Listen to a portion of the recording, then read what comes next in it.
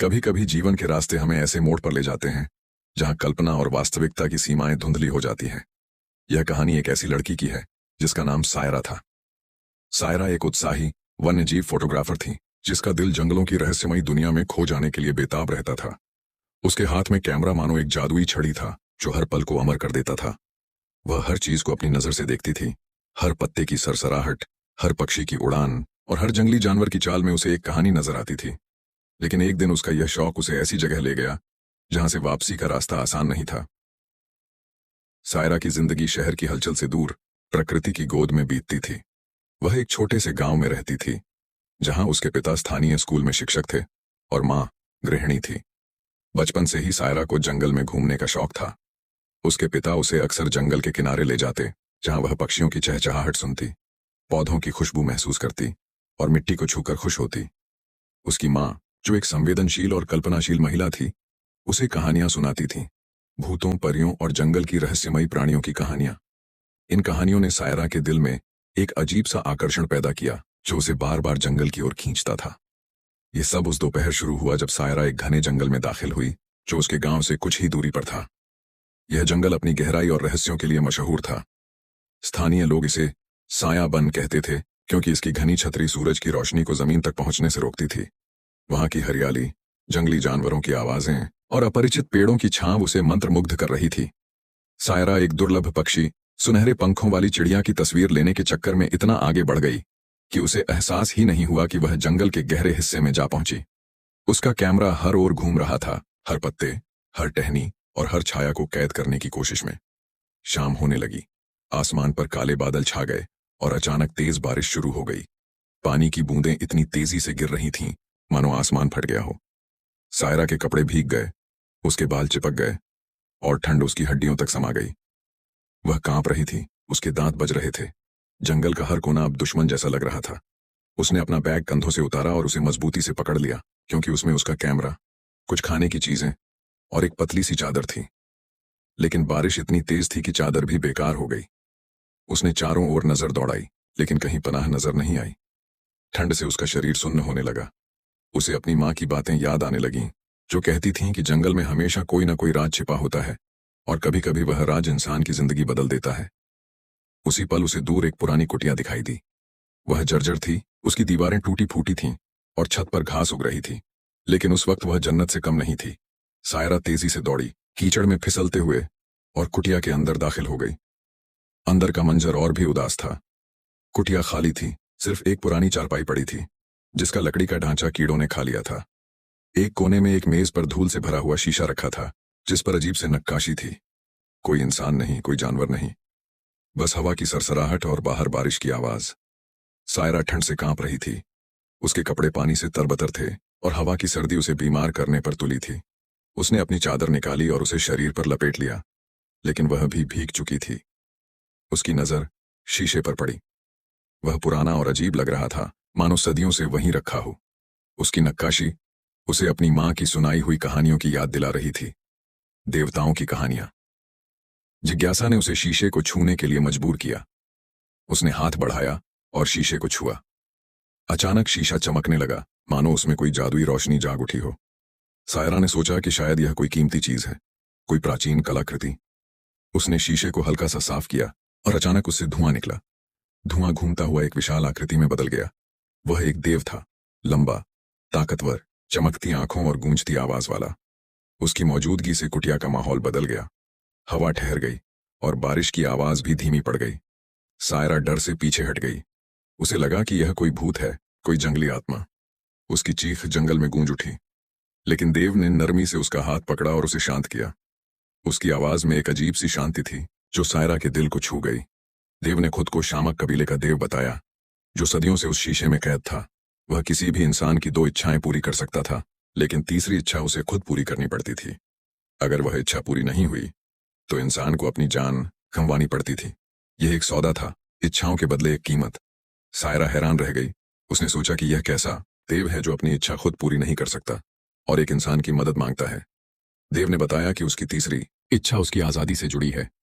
उसे शीशे से रिहाई के लिए एक इंसान की मदद चाहिए थी। सायरा के दिमाग में हजारों सवाल उठ रहे थे। उसने देव से पूछा कि वह सदियों से क्यों कैद है, देव ने एक लंबी कहानी सुनाई कि कैसे उसके कबीले ने एक जादूगर से धोखा खाया था जिसने उसे इस शीशे में कैद कर दिया था। उसकी आजादी का राज एक प्राचीन रस्म से जुड़ा था जो सिर्फ एक इंसान के जरिए पूरा हो सकता था। सायरा ने बिना ज्यादा सोचे अपनी पहली इच्छा जाहिर की। उसके कपड़े भीगे हुए थे, ठंड लग रही थी। वह चाहती थी कि देव गर्मी का कोई इंतजाम करे ताकि उसके कपड़े सूख जाएं और ठंड न लगे। देव ने ताली बजाई और कुटिया में आग सुलग उठी। लपटें नाचने लगीं, गर्मी फैलने लगी। सायरा ने आग के सामने अपने कपड़े और शरीर को सुखाया। उसने अपना बैग खोला और उसमें से कुछ बिस्कुट निकालकर खाए, क्योंकि भूख भी उसे सता रही थी। ठंड भाग गई और उसे राहत महसूस हुई। उसने देव को देखा जो चुपचाप उसे देख रहा था। उसकी आंखों में एक अजीब सी चमक थी जो सायरा को खटक रही थी। कुछ देर बाद जब उसके कपड़े सूख गए और गर्मी का एहसास हुआ, उसने अपनी दूसरी इच्छा बताई। वह अपनी माँ से मिलना चाहती थी जो 10 साल पहले गुजर चुकी थी। उसकी माँ उसकी सबसे बड़ी ताकत थी और उसकी याद सायरा के दिल में हमेशा जिंदा रहती थी। देव ने फिर ताली बजाई और सायरा की माँ उसके सामने प्रकट हो गई। सायरा की आंखें भर आईं, वह खुशी से रोने लगी। दोनों ने एक दूसरे को गले लगाया। सायरा ने माँ को बताया कि यह देव की ताकतों का कमाल है। उन्होंने पुरानी यादें ताज़ा कीं। बचपन की वो शामें जब वे दोनों नदी के किनारे बैठकर बातें करती थीं, वो रातें जब माँ उसे कहानियां सुनाती थीं। उन्होंने हंसी मजाक किया, सुख दुख बांटे। सायरा ने अपनी माँ से कहा कि वह उसे कितना याद करती है और माँ ने उसे तसल्ली दी कि वह हमेशा उसके दिल में रहेगी। समय बीतता गया और अचानक देव ने कहा कि समय खत्म हो गया। सायरा ने पूछा कि इसका क्या मतलब है। देव ने बताया कि उसने मुलाकात का समय तय नहीं किया था, इसलिए नियम के मुताबिक सिर्फ आधा घंटा दिया गया था। अब माँ वापस चली जाएगी। सायरा उदास हो गई। उसने माँ को आखिरी बार गले लगाया और माँ गायब हो गई। उसकी आंखों में आंसुओं का समंदर था, मगर दिल में एक अजीब सी शांति भी। सायरा अब सतर्क हो गई। उसे लगा कि आगे की इच्छाएं सोच समझकर मांगनी होंगी, लेकिन देव ने उसे याद दिलाया कि उसकी दोनों इच्छाएं पूरी हो चुकी हैं। अब उसकी इच्छा पूरी करने की बारी थी। सायरा ने कहा, बताओ क्या करना है। देव ने खुलासा किया कि शामक देव तभी आजाद हो सकता है जब कोई इंसान उसके साथ संभोग करे। सायरा स्तब्ध रह गई। यह कैसी इच्छा थी? वह ऐसा कभी नहीं कर सकती थी। उसने देव से बहस की कि क्या यह जरूरी है, क्या कोई और तरीका नहीं है। देव ने चेतावनी दी कि अगर ऐसा नहीं हुआ तो सायरा एक दिन के अंदर मर जाएगी। दोनों की जान बचाने के लिए यह जरूरी था। सायरा ने पूछा कि अगर संभोग किसी इंसान से ही करना है तो वह किसी और से क्यों नहीं करता। देव ने कहा कि जिसकी इच्छाएं पूरी की गई हों उसी के साथ संभोग से आजादी मिलती है।